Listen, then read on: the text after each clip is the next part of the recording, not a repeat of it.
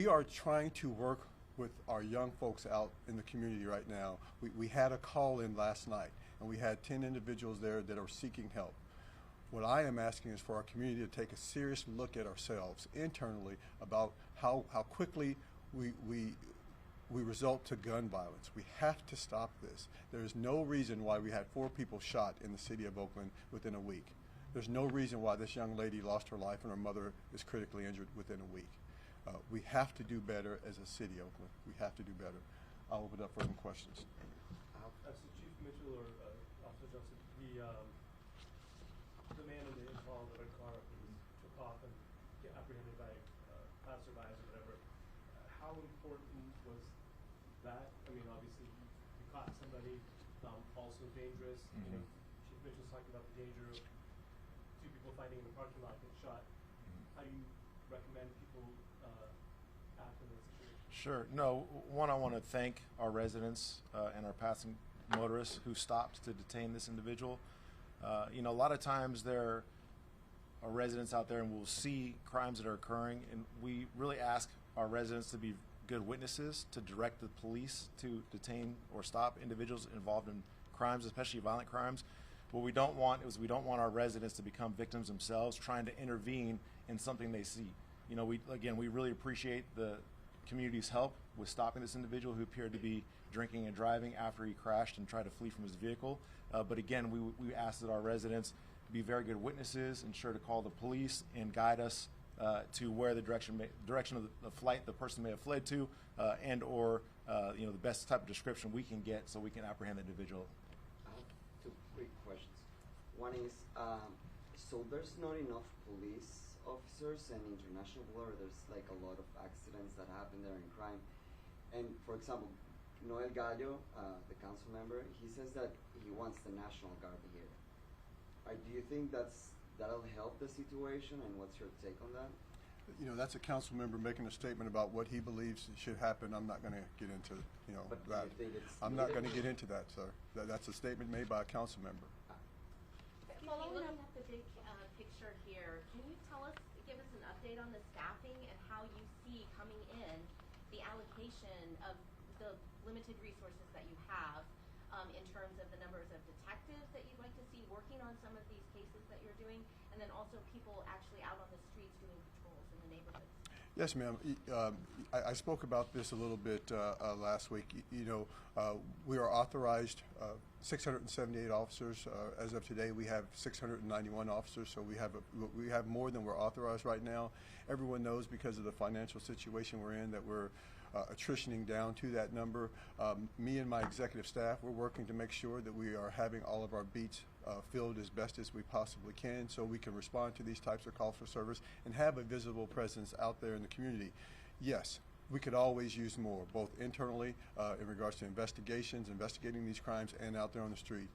And I know that my conversations, not only with the city administrator, but with the mayor, we all know we need more officers here, and we're going to work toward that in the future. But we have some financial constraints right now that are preventing that. But we're going to do the best we can with what we have. And I think it's important, talking about the citizens jumping in and helping us in regards to that DUI driver. Yeah, we don't want anyone else to get hurt, but we do appreciate them, you know, assisting us and being good witnesses and helping us take this person into custody. And I think there was a question about the detectives, the number of detectives in your.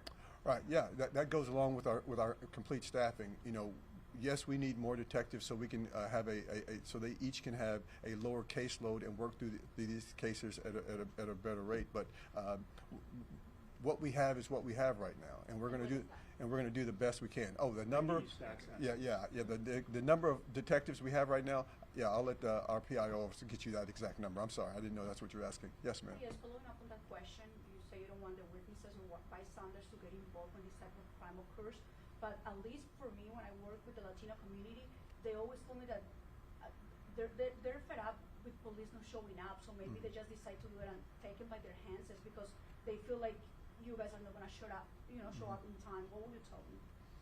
Just what I just said. You know, we want you to be a good witness, but we don't want you to become a victim. So I think you need, you know, that's a personal choice that they're making, but understand that we don't want them to become a victim in the process. After that happened, you know, you guys were able to arrest this person because of what they did. Do you guys believe if the community members, if they wouldn't have to stop this person, you guys were able to locate the drunk driver the same day? I would hope so. Chief, tonight is the first of many town halls that you guys are doing. What will your tone be going into this town hall, and how, if at all, does this change given kind of the week that Oakland has had? You know, my tone will be the same, you know, making sure that our community understands that the staffing that we do have, we're going to continue to do everything we can to have a visible presence within our community and to make sure that we are addressing their crime issues as best as we possibly can. And that goes along with, you know, responding to their 911 calls for service. We know there are some issues there, and we're trying to address each of those issues, but I want them to understand that we are going to do the best we can with what we have. We all know the situation that the city's in, and we're going to be in this situation for the unforeseeable future. So we're going to continue to work hard and work with our partners, both our state and federal partners that have jumped in to help us. They know the situation we're in as well, and they are back. They have our back, and they're showing a presence within our city as well. So speaking to the federal partners and state partners, you've had CHP obviously helping out in the city for a while now. Are they actually doing any patrols? Can you ask them to do sort of, you know, international seems to obviously be a big concentration point for crime. Are they going, you know, are they patrolling that area, or can they? CHP and the Alameda County Sheriff's Office have been great partners. They continue to be great partners. They are spending time down there on International Boulevard as well as other areas throughout the city. And when we have operations going on, our commanders are working with their commanders so we can coordinate to have visible presence throughout the city. So they have and continue to be great partners, and I appreciate their presence within our city. One more? You mentioned, as you were going through all this list of these different incidents that happened, two things. One, you mentioned gangs, and then the second thing you mentioned are young people who are using guns as a way to solve problems. So can you first talk about the gang situation? Are these is this a ramp up? Is this something that you're seeing that's different? And then secondly, what are the ages of these people that you're talking about? Are we talking about under 20? Are you talking about?